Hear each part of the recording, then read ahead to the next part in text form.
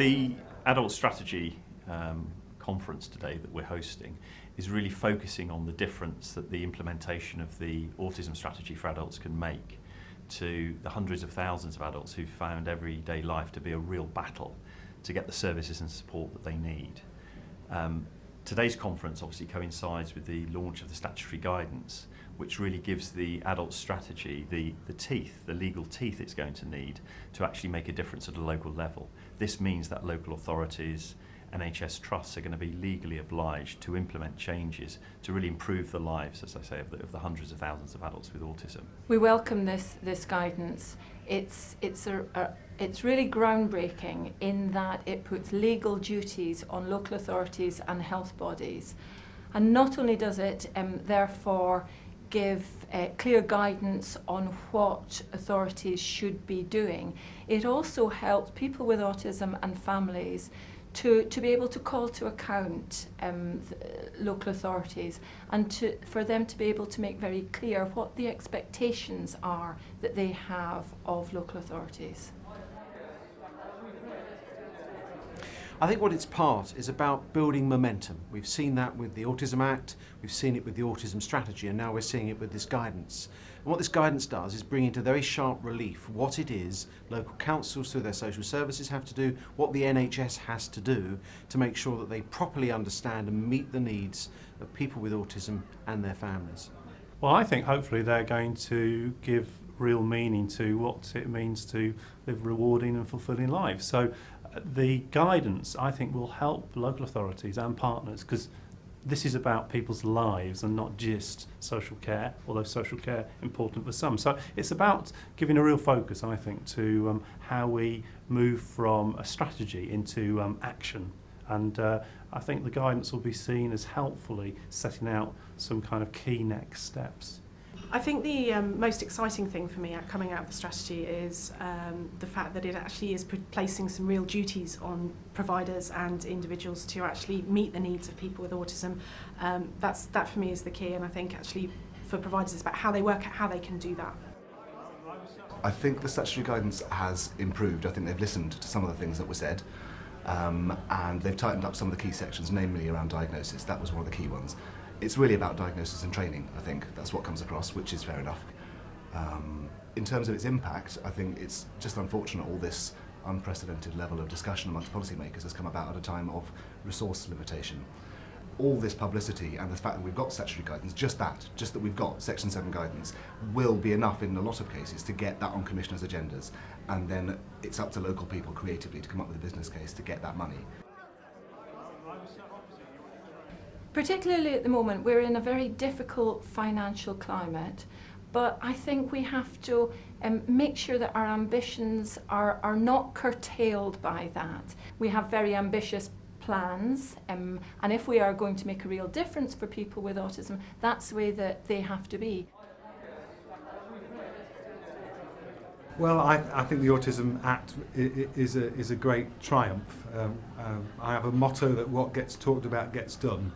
And autism has got into the spotlight, and therefore I think there will be some significant progress for people with autism in terms of getting a better quality of life and better outcomes. So I'm really positive about the future.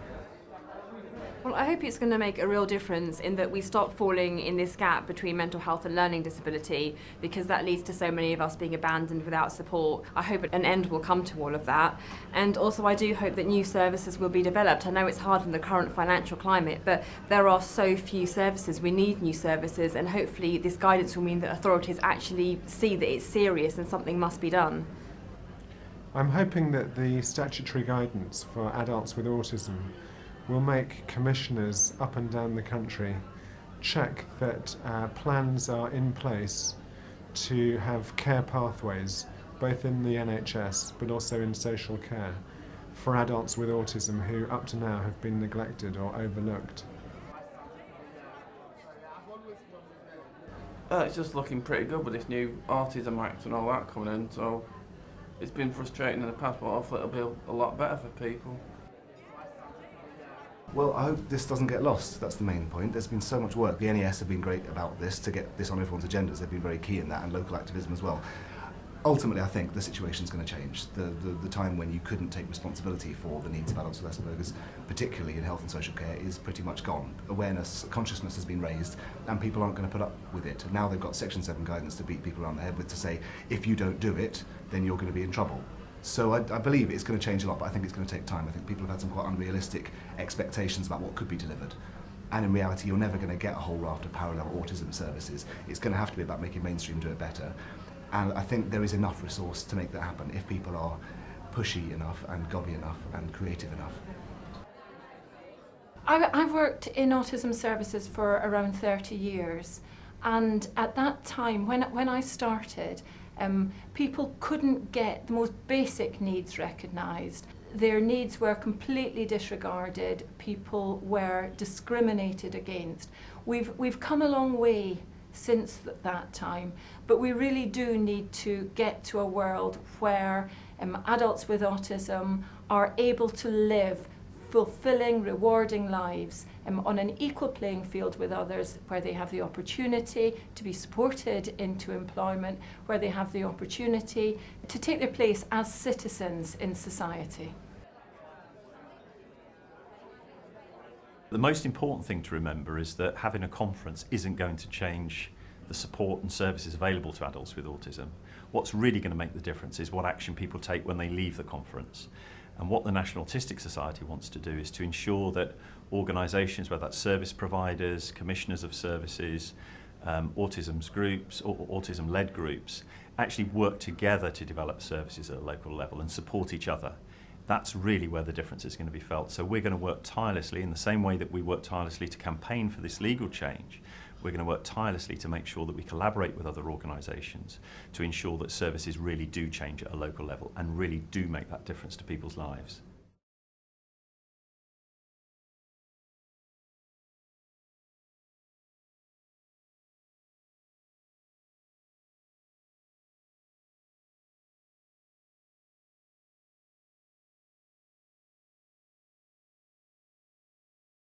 Welcome to the National Autistic Society Don't Write Me Off campaign DVD.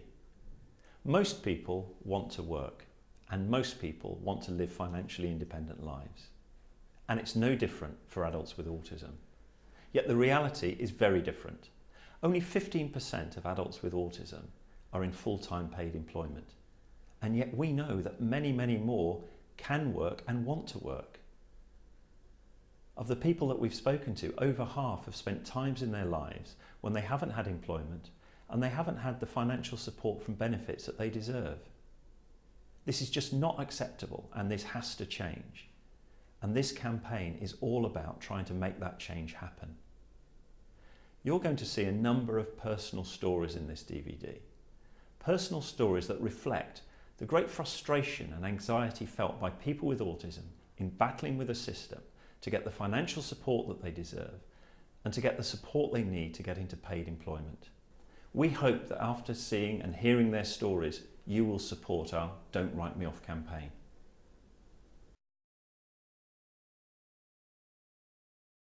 I decided to apply on his behalf because I was supporting him financially 100%.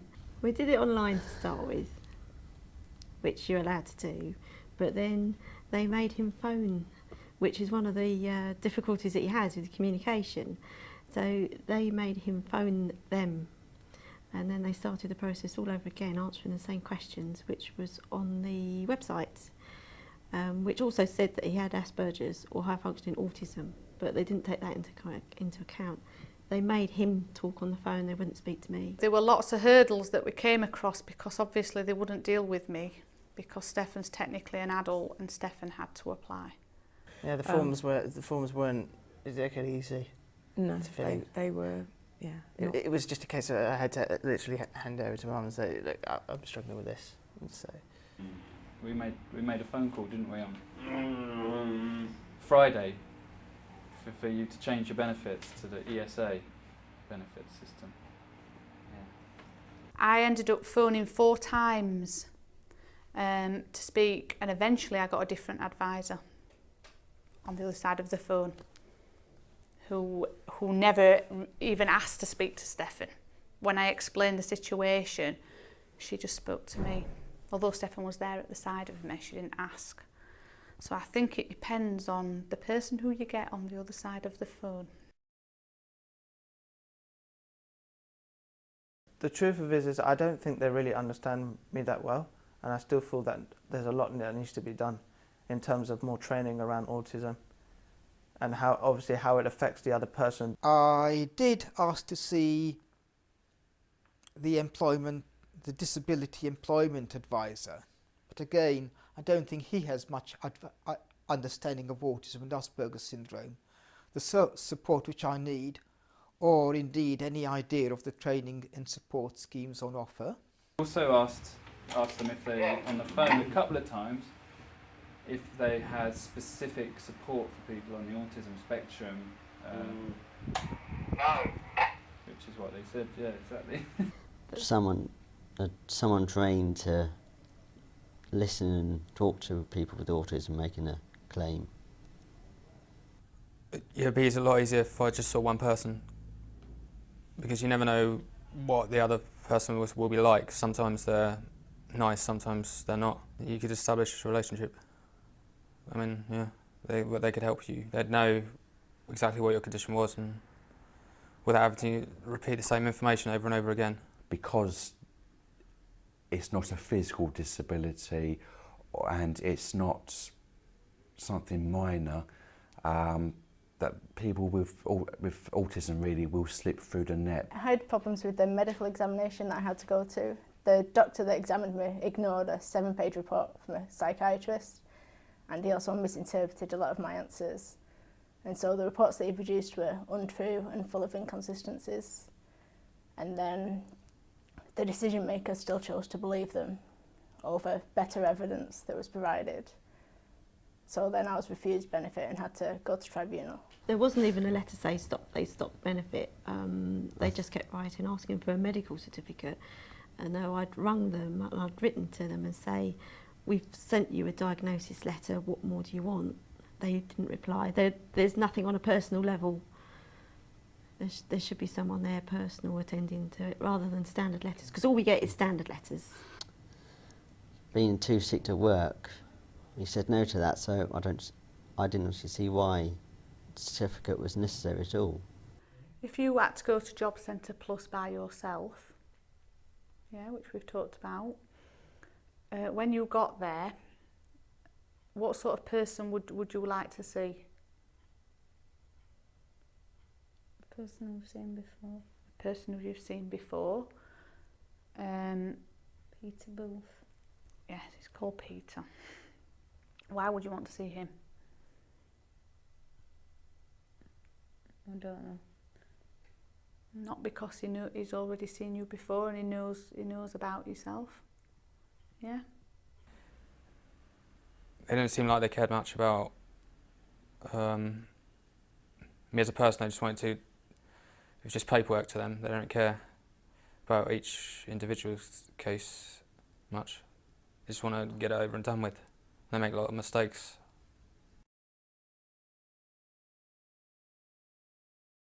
What support I would need would be a dedicated counsellor who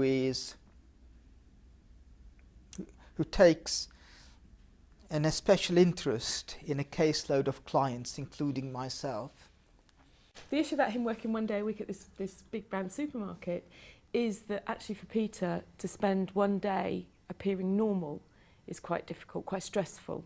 And we've been with employment advisors who think that he should be able to do that 5 days a week. She's also been in a scheme for about 2 years now called the Supported Employment Project, which runs down at Meadowhall. And that's for young people with autistic spectrum disorders, where they will do work placements with them and support them in work placements. So that's where Stefan's been doing her work experience just for a couple of hours a week. So hopefully getting her ready for work. The help the support that I was provided with is too inflexible to work for Asperger's, because it's important to me that my work environment is suitable for me, with quiet and peaceful and not a lot of people around. but you can't use those criteria to search for replacement. So the process just wasn't gonna work. When people think the word disability, they could think, I mean, if you take it in the workplace, people might think, you know, some people might not be able to do it, but they need to look at the other side and think, maybe if we give that person a chance, they can prove them. People who are employers can prove themselves wrong that yes, a disabled person can work and they should have rights to do anything. Because we run our own club night, don't we? We run Pigpen, which is a club night where you choose all the acts off the internet with your communication device. And the great thing is, recently we had a meeting with this organisation called Attitude is Everything, and they said you're the first club promoter that they've come across with your challenges and on the autism spectrum. I believe there's a long way to go, really, to be honest, and yes, I believe it is good that the Department for Work Pensions are classing autism as a disability. However, there's a lot more training that needs to go into it.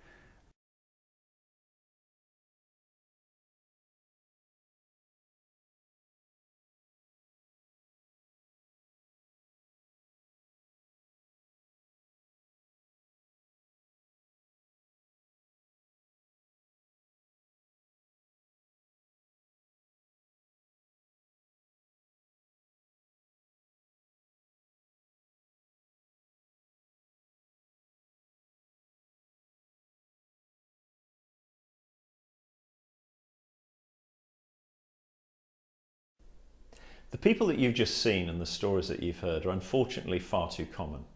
Many people with autism suffer the same frustrations and anxieties every day in trying to access the support that they need. Support that they need to access employment, support that they need to access the benefits they need to be able to live financially independently. This has to change. We believe that people with autism deserve to live fulfilled lives. We believe that people with autism deserve the support to reach their full potential. And we also believe that there are simple solutions that the government can put in place to make this happen. Without these changes, we will be writing off people with autism, and that's just not acceptable. We're calling on the government to take action, and we're asking you to support our campaign. Please visit autism.org.uk/Don't Write Me Off. Thank you.